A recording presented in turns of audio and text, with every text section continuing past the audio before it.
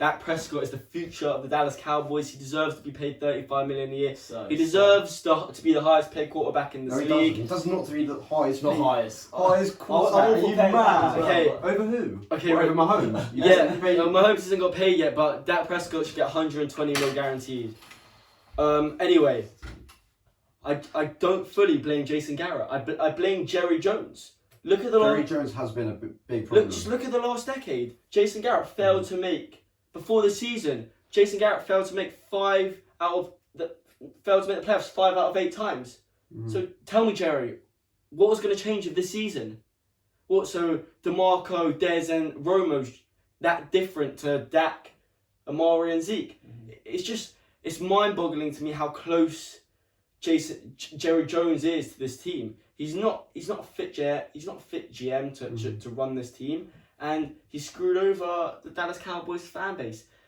Quite simply, we praise Jerry for actually getting some great draft picks, but ultimately, especially in the later rounds, he overlooked one of the biggest things in football, and that's special teams. He overlooked essential pieces on special teams. He kept Brett Maher on the team way too long. That dude was 3 weeks overdue of being a Dallas Cowboy. Why don't we have a punt returner? Look at Cordell Patterson in Chicago. How did they finish 8-8 with Mitch throwing for like barely over 3,000 yards? Just look at McCall Hardman just running them back. These teams who are just so average are finishing 8-8, and my Cowboys are finishing 8-8. Okay. Listen, I agree with a lot. I go to bed.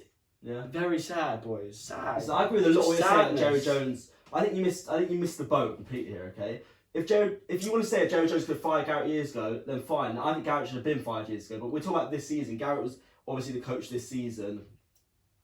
Some of the points you brought up, special teams is the definition of coaching. You can talk about personnel and not having, but it's literally how disciplined you are, how well coached you are, and clearly they're not well coached, the Cowboys. If you want to put one problem for Jerry Jones, if you want to blame him for something, I'd say, after that loss, I think it was the loss against the Bears, he came out and he said, Garrett will be a coach in the NFL, but like maybe not. Do you know what I mean? He came out and he kind of like made Garrett's future unsure, and he said that mid-season. Unless you're going to say something bad about Garrett and then fire him the next day, then you put the whole team's focus up in the air. Now the players don't know whether to back Garrett or whether he's going to be here long term. Garrett doesn't know his future. Yeah, Jerry Jones after every game, it's a media frenzy around him. He holds his press comments. I'm going to get to that in a sec. Garrett is the main problem in this Cowboys team. It's been a main problem for years. Look, the mediocre coach gets you mediocre results. Yeah, Jason Garrett is the definition of mediocrity. Yeah. It's just when the definition of 8-8. I think it's fitting. He's 8-8. Yeah, his middle name is 8-8.